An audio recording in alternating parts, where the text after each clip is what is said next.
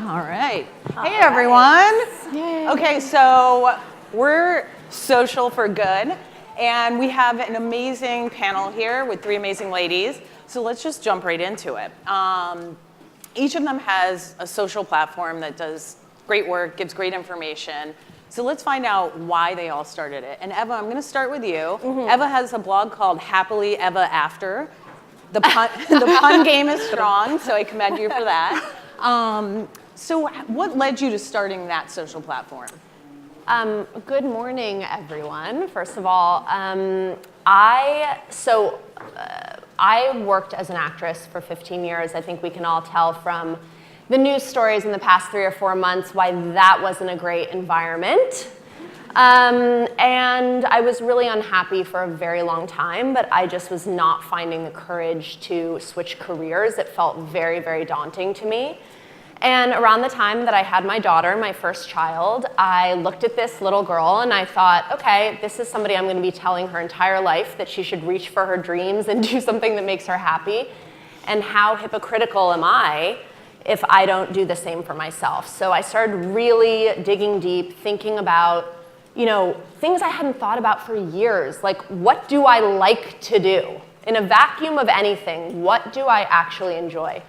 And I started this lifestyle blog, and it was really in the beginning about trying to give a voice to this idea that as moms, our lives don't end just when our children's begin, and that just because somebody else comes first, it doesn't mean that we have to come last. And that was something I felt very passionate about. And then a few months into having my blog, I had a miscarriage. And it was very sudden. It was pretty late in the game, later than I thought people had miscarriages. I didn't think I knew anyone who had a miscarriage. It was just a very deeply painful, really, really isolating experience, as anybody knows who's experienced it. And in the midst of my pain and my reaction to this experience, I realized that, I was trying to Google things online, and I just realized that I didn't really hear anyone talking about this. And I kind of just thought to myself, F that. This is something that, it's 1 in 4 pregnancies. There must be a community of people who are suffering in silence through this. So I decided to write a very public blog post, and the response I got from that really showed me what an appetite there is for just openness and authenticity and sharing the good, the bad, and the ugly of this very collective motherhood experience. And it really encouraged me to really push myself to process a lot of the ups and downs of motherhood and life through writing about it. So the blog started growing, and then we had an incident in our family where my second child, so this was after my miscarriage, my rainbow baby, as we call the babies after pregnancy loss, was 5 weeks old. And I had gone back to work at 11 days postpartum, which is the downside of owning your own business, I guess. And so we had this night nurse, and when he was 5 weeks old, our night nurse fell asleep holding him, and he fell to the ground and got a skull fracture and a subdural hematoma, and we were in the hospital for 3 days, not knowing if he would have to be put into a coma. It was just, as you would imagine, an extremely harrowing experience that who can be prepared for that? I was very unprepared for that. And it just kind of sparked full-on PTSD, postpartum depression, and postpartum anxiety. And I didn't know. I think there's a lot of misconception about postpartum depression. When we think of depression, we think of, not being able to get out of bed and crying all day and things that really weren't what I was experiencing. I was having extreme thoughts about, very vivid, almost daydreams about every way that my son could die, about being in a high place and him falling out of my arms and what his brains on the floor would look like. I mean, these waking nightmares. And I didn't really have a voice to be able, anyway, long story short, it took me 3 months to finally seek help. And it was the absolute darkest period of my life, and my husband was the one who finally pushed me and said, you know, you're not okay. I'm really worried about your safety and the safety of our family. And I decided, actually it was January 1st, last January 1st, to write a blog post just detailing what I was going through. And that's when I started sort of writing about and championing postpartum depression and anxiety and a lot of these sort of mental health issues in the motherhood space, because it can be an extremely isolating experience. I think, oh, hello.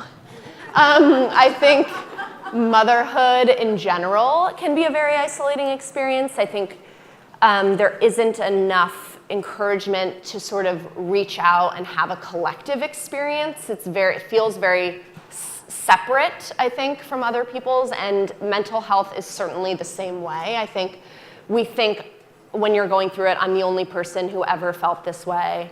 I'm the only one who ever felt this crazy. I'm like, no one's gonna love me anymore, like me anymore if I reveal this about myself. And I learned that that is not true, number one. And for me, being so open about it has had its ups and downs, but I think that it's definitely taught me that connection can be a really powerful way to process health issues in general. So that's why I'm so happy to be here today, and I'm so happy that there are so many people interested in this. It's very uplifting and encouraging, and I'm just happy to be here next to these very brave and strong women. Well, so Kendall, why don't you tell us, you started a craft blog a long time ago. Yes. And what led you to turn it into kind of inspiration to chronicle your health journey? So, yeah, when I first started blogging, my husband and I lived up north in Sault Ste. Marie, Michigan, where there was absolutely nothing. Nothing to do, really. Movie theater closed at 7. It's like, I got really bored. So I decided to start a blog, and I've always loved writing, so I wanted to kind of have like an outlet for that. I started with a craft blog, and then as I got older, I was going to college up in Sault Ste. Marie at Lake State. Anybody know? And I was just in so much pain all of the time, and I couldn't figure out why, and I couldn't find a doctor that would really help and listen to my concerns, because I have endometriosis. They kind of played it off as like period pain, the typical stuff, but it got so bad that I couldn't go to classes anymore. I was really struggling to even try to get my education. So I ended up dropping out and going to University of Phoenix online, so I could just, do it from the comfort of my home. And I got diagnosed at 22 with endometriosis, and they told my husband and I, if you guys want to have kids, you gotta get on it. This is really bad. And so we had about a year and a half trying to have my first son, Wyatt. Wyatt was born. They said, if you want to have another, now's the time. Got pregnant with my second son, Levi. And I felt like I had all of this information, I had all of this knowledge about endometriosis, about how I was feeling, about what I was going through, and for me to share that, for me to just sit down like in the dark of my living room and just with my computer and just write, it was the most therapeutic thing for me. And then when people started responding to it, I was like, okay, I need to keep doing this. Like, I need to keep putting myself out there and just doing this. And as time went on, my oldest son, Wyatt, is now 6. He was diagnosed with autism.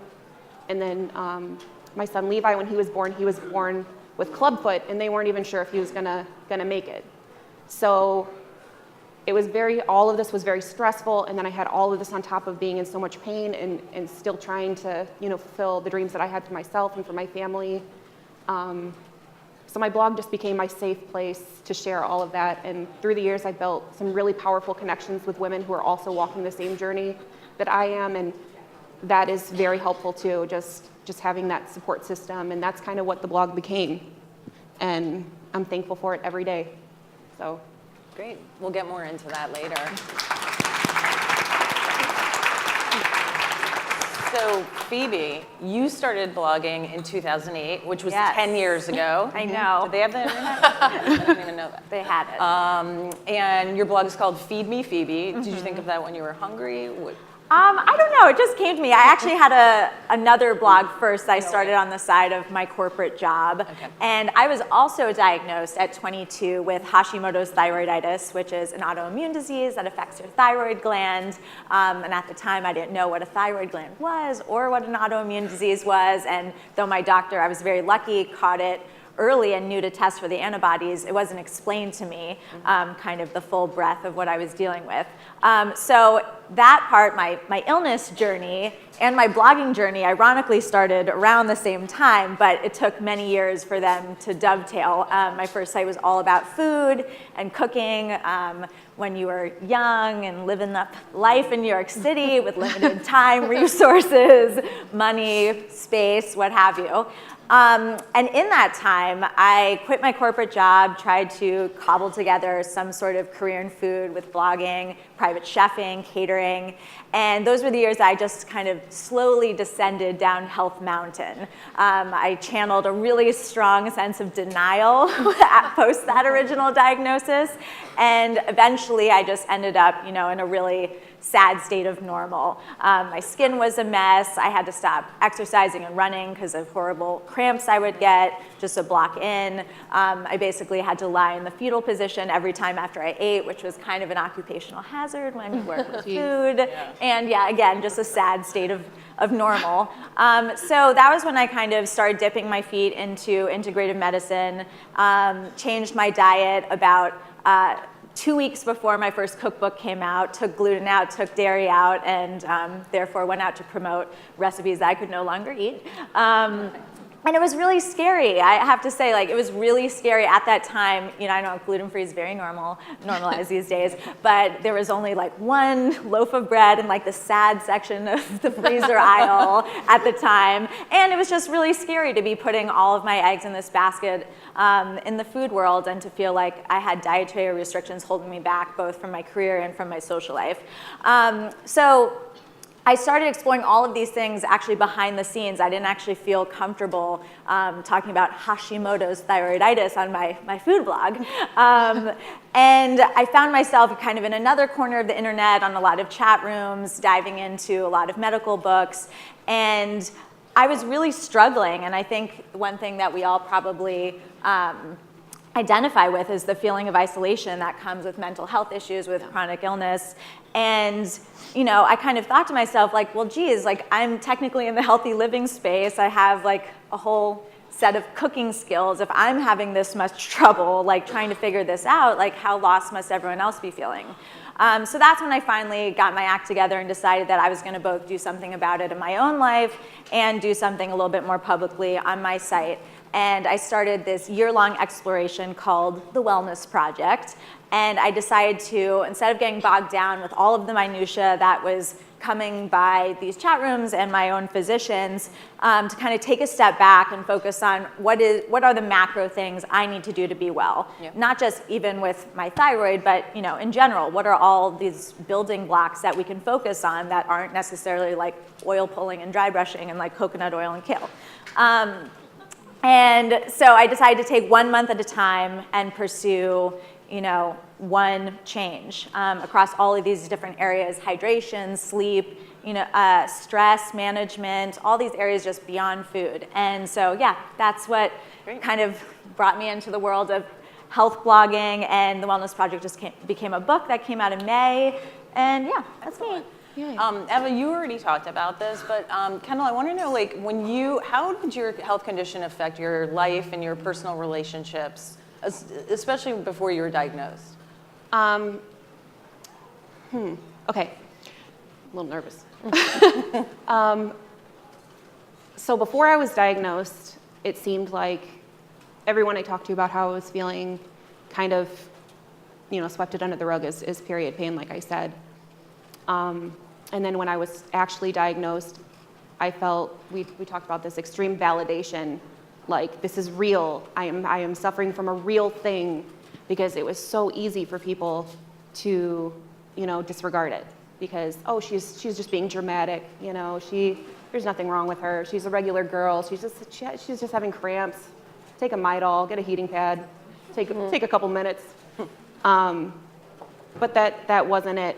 And then, through the exploration of surgeries, and I had my uterus removed, I had my ovaries removed, I had just countless surgeries of them trying to fix me, to get me to a place where I could wake up in the morning and not be in pain.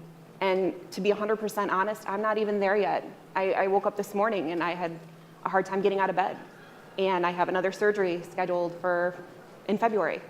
And being in a constant state of being in pain all of the time has the ability to suck you down and bring you to such a dark place.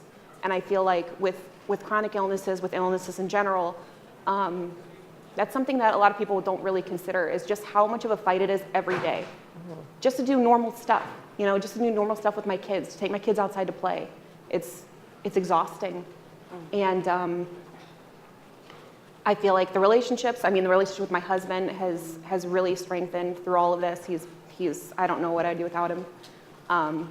Because from me blogging, from me putting myself out there, I've actually been able to support my family from blogging. My husband is a stay-at-home dad, so he's able to do my son Wyatt's, therapy appointments and drive him to and from school, drive me to the doctors, pick me up from the doctors. I feel like I have my own little support system that is my family, and those are the relationships that I really focus on every day. Just keeping those strong, and because I know I need it. I know I need that support every day. Yeah.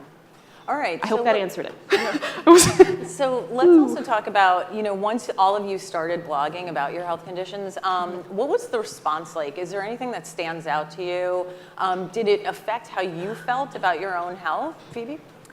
Yeah, I'd say I knew a lot of the stats on paper. 1 in 8 women have some sort of thyroid condition.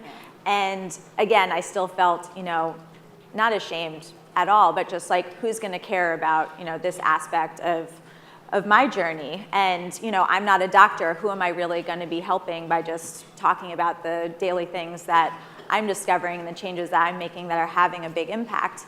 But yeah, so I think the biggest thing that came of it was just really acknowledging in my inbox every day how many people are affected by this disease and by autoimmune disease in general. I'd say a lot of the people who come my way are affected by one of the 80 different autoimmune diseases. There's so many, and they're more alike than they are different, especially in terms of the lifestyle things that we can do to treat them.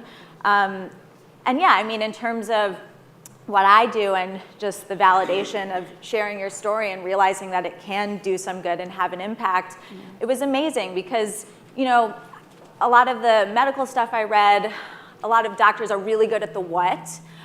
Some of the amazing ones are also good at the how, but it's rare. And I think it's so important for people, anyone, the layman, to share their experiences, because when we're applying these prescriptions, be it holistic or, a pill, when we're applying them to our everyday life, we're the ones, really in the trenches in the real world figuring out how to get it done. And that's the part of a lot of these different illnesses that I don't think is talked about enough. Yeah. Eva, how about you? You went through a lot of trauma too. Yeah. What was the feedback? I think here's the issue with the mental health space still. It's really misunderstood. Unfortunately, when I shared my story, as many, and probably these far outweighed the bad, but there were some, it was very clear. There was tons of people reaching out to me, sharing their similar stories, offering their support. There's also a very dark side. I got very brutally attacked in the online space. There's a real misunderstanding with mental health where people don't understand that it's a very real health condition that is brought on. It's not something you choose to have. It's not something you can choose to not have.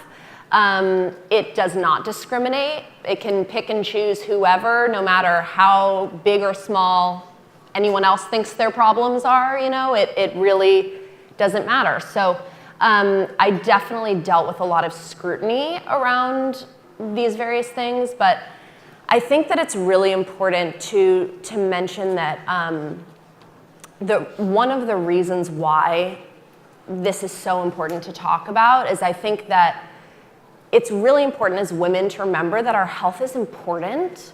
How we feel about ourselves is important. And I think there's been societally like a real normalization of women just accepting the status quo in their own lives. And I think this is definitely true in the motherhood space. You know, I think people think, well, I don't deserve to feel better. I don't, you know, this is good enough. So, and it doesn't really matter. I mean, obviously health is a spectrum. Whether or not you can get out of bed or not doesn't mean that it's okay to keep living that way, whether it's mentally or physically. So I think it's just so important to remember that whatever you're going through, it's possible to feel better than you do today.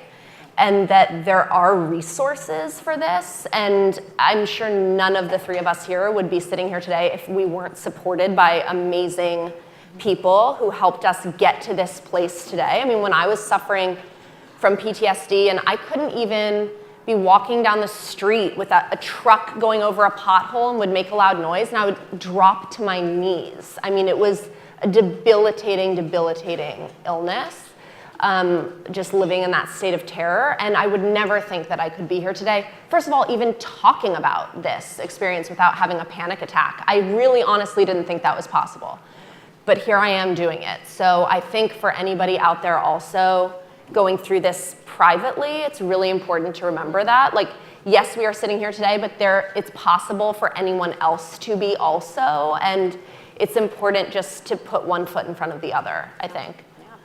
All right, so we have 2 minutes left. So Kendall, I'm gonna go to you on this, and tell us what the feedback was when you started writing about your health journey. The feedback was really great, and like I said, I started to build these relationships with women that, you know, I didn't know, and we got to know each other and got to connect just because we had the same illness. Yeah. And it was just, I remember one day opening up my email and getting an email from a girl who was 15 who had just gotten diagnosed with endometriosis. And she was writing to me and she said, you know, I just got diagnosed, I've been so scared about it. But when I did a Google search, your blog came up and she's like, and I really felt like when I was reading it that you were writing to me. And like that made me, because I don't know, something about being a blogger, like you know you're writing and you know you're putting it out there, but you don't really realize that people are actually reading it. Like there are people on the other end that are like responding and and really connecting with what you're saying. And for me, that was pretty cool. Like that was pretty cool. And I mean, I still email with that same girl. Like she's somebody that is now, I think she's like 19.